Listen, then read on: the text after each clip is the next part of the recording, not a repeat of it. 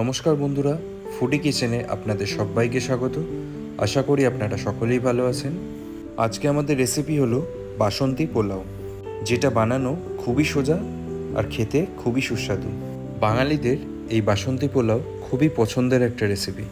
বাসন্তী পোলাও একটি সম্পূর্ণ নিরামিষ পদ হলেও এটাকে আপনারা chicken curry, mutton curry, even আলুর দমের সাথেও পরিবেশন করতে পারেন।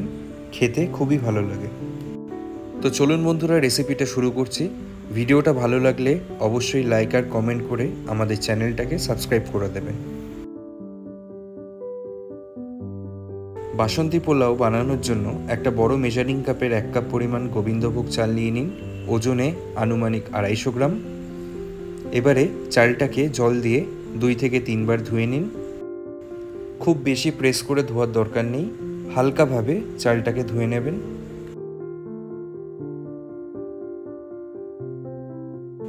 চালটা ধোয়া হয়ে গেলে একটা ছাঁকনি দিয়ে জলটা ভালো করে ঝরিয়ে নেবেন।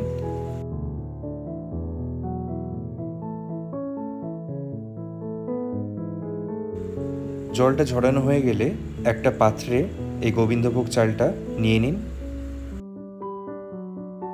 একটা খুন্তি দিয়ে চালটাকে ভালো মতো ছড়িয়ে দিন পাত্রে। এবারে চালটাকে কিছুক্ষণ রেখে ড্রাই করে নিন। চালটা যতক্ষণ ড্রাই হচ্ছে সেই সময় একটা প্যান বা কড়াইতে 1 টেবিল স্পুন পরিমাণ ঘি ভালো মতো মেল্ট করে ফেলুন।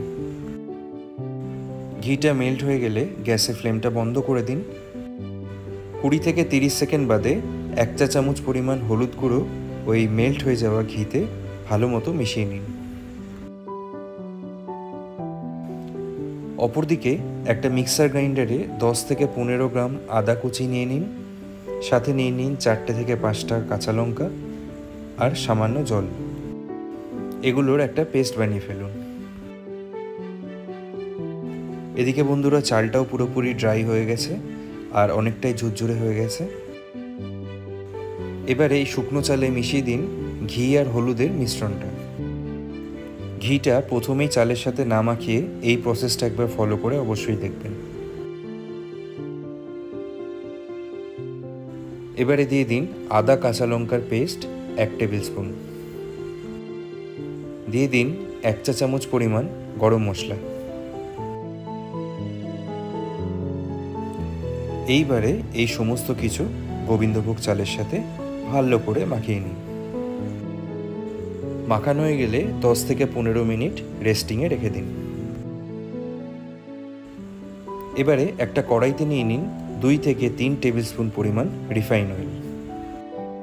তেলটা সামান্য গরম করেই দিয়ে দিন 10টা লবঙ্গ, 10টা এলাচ, 4 থেকে 5 টুকরো দারচিনি আর 3টে তেজপাতা। ফ্লেমটা একদম লোতে রেখে এই সমস্ত কিছু 1 মিনিটের জন্য একটু নেড়েচেড়ে ফ্রাই করে নিন।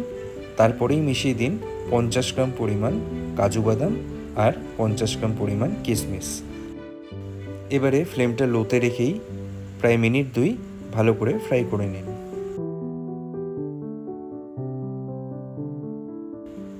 দুই মিনিট এ সমস্ত কিছু ভালো করে ফ্রাই করে নেবার পরে ম্যারিনেট করে রাখা গোবিন্দভোগ চালটা মিশিয়ে দিন।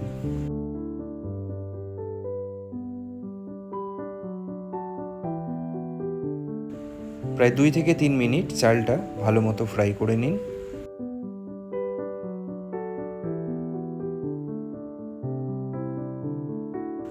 দুই থেকে 3 মিনিট বাদে আপনারা দেখতে পাবেন একটা সুন্দর গন্ধ বেরোতে শুরু করবে। তখনই আপনারা বুঝে যাবেন চালটা ফ্রাই করা হয়ে গেছে। এবারে মেশাতে হবে জল। বাসন্তী পোলাও রান্না করায় সবথেকে ভাইটাল পর্যায় হলো এই জল মেশানোটা। জলের পরিমাণ একটু বেশি হয়ে গেলেই চালটা গলে যাবে, আর কম হয়ে গেলে আবার চালটা ভালো মতো সেদ্ধই হবে না। জলের সঠিক পরিমাণটা হলো যতটা পরিমাণ গোবিন্দভোগ চাল ব্যবহার করবেন তার দ্বিগুণ পরিমাণ জল মেশাবেন। আমরা মেজারিং কাপের 1 কাপ পরিমাণ চাল ব্যবহার করেছিলাম, তাই সেই মেজারিং কাপের 2 কাপ পরিমাণ জল মেশালাম। এবারে মিশিয়ে দিন স্বাদ অনুযায়ী লবণ। মিশিয়ে দিন 2 টেবিল স্পুন পরিমাণ চিনি, বা চিনিটা আপনারা স্বাদ অনুযায়ী কম বেশিও মেশাতে পারেন।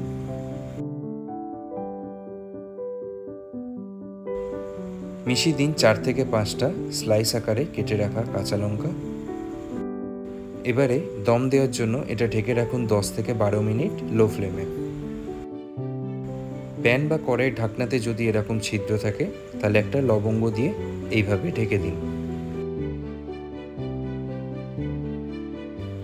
10 থেকে 12 মিনিট বাদে ঢাকনাটা খুলে দিন।